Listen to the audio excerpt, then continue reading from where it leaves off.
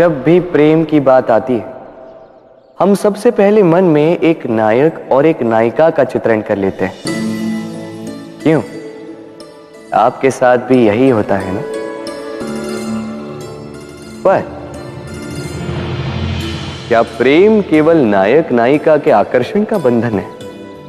नहीं, प्रेम तो परिवार से हो सकता है, माता पिता भाई बहन से हो सकता है, सखा मित्रों से हो सकता है, देश और जन्मभूमि के लिए हो सकता है, मानवता के लिए हो सकता है, किसी कला के लिए हो सकता है, इस प्रकृति के लिए हो सकता है। पर प्रेम कभी उस पन्ने पर लिखा ही नहीं जा सकता जिस पर पहले ही बहुत कुछ लिखा हो। जैसे एक भरी मटकी में और पानी आ ही नहीं सकता। यदि प्रेम को पाना है तो मन को खाली करना होगा। अपनी इच्छाएं, अपना सुख सब त्याग कर समर्पण करना होगा। अपने मन से व्यापार हटा दो, तभी प्यार मिलेगा और मन प्रसन्न होकर बोलेगा, राधे राधे। प्रेम प्रेम विधाता की सबसे सुंदर कृति, परंतु हर कृति को संभालना पड़ता है। अब इसी मूर्ति को देख लीजिए। जब कलाकार ने इसे रचा तब ये बहुत सुंदर थी, परंतु इसके पश्चात इसे संभाला नहीं गया। इसके स्वामी ने इसके देखभाल का कर्तव्य ठीक से नहीं निभाया और अब ये मूर्ति असुंदर लगने लगी।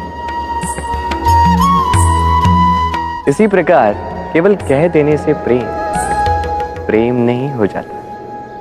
इसके लिए आपको अपने कर्तव्यों को पूर्ण करना होगा। तो देश की रक्षा, परिवार और संबंधियों की सुरक्षा, संतान को संस्कार, जीवन साथी का आभार, ये कर्तव्य जब तक नहीं निभाओगे प्रेम से दूर होते जाओगे। तो यदि प्रेम का अमृत पाना है तो कर्तव्य की अंजलि बनानी होगी और मन से कहना होगा, राधे राधे। प्रेम संसार का सबसे पवित्र बंधन है, पर सच पूछो तो ये बंधन से मुक्ति है, स्वतंत्रता है।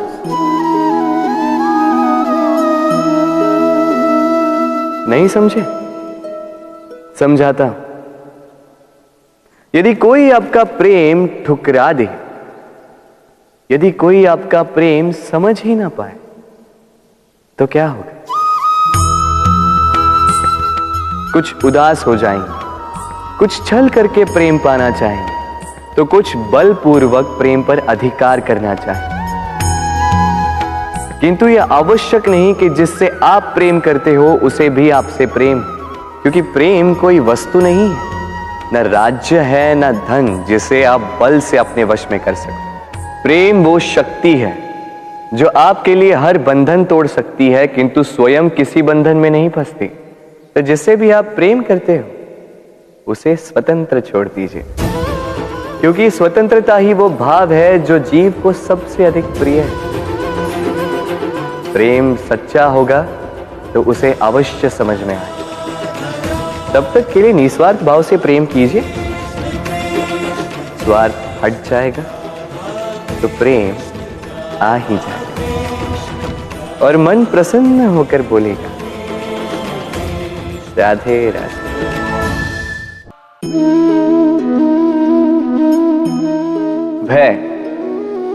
भय सबको होता है, चाहे वो पशु हो, पक्षी हो या मनुष्य। वास्तविकता में मनुष्य भय को अपने साथ लेके ही जन्म लेता है। तो इस भय से भय कैसा? यदि भय बुरा भाव होता तो क्या इसे हम अपने साथ लेके जन्म लेते हैं? वास्तविकता में भय हमें आगे बढ़ने के लिए प्रेरित करता है। अब देखिए, जीवन जाने का भय आपसे स्वयं की सुरक्षा करवाने का प्रयास करता है। अपमान का भय सदाचार की ओर बढ़ाता है। किसी प्रिय को खो देने का भय उसके लिए कर्तव्य पालन करने को प्रेरित करता है, किंतु ये भय बुरा तब हो जाता है जब आप इसे अपने ऊपर हावी हो जाने देते हैं, इसके लिए कुछ प्रयास नहीं कर पाते। इसलिए यदि इस भय को उपयोग में लाना है, आपको स्वयं इस भय के ऊपर हावी हो जाना होगा। तो तोड़ दीजिए भय की सीमाएं, अपनी आत्मा को छोड़ के किसी और के समक्ष सर मत झुकाइए और स्मरण रखिए, जब अंधकार से डरना छोड़ दोगे तभी दीपक बनकर प्रकाश दे पाओगे। राधे राधे।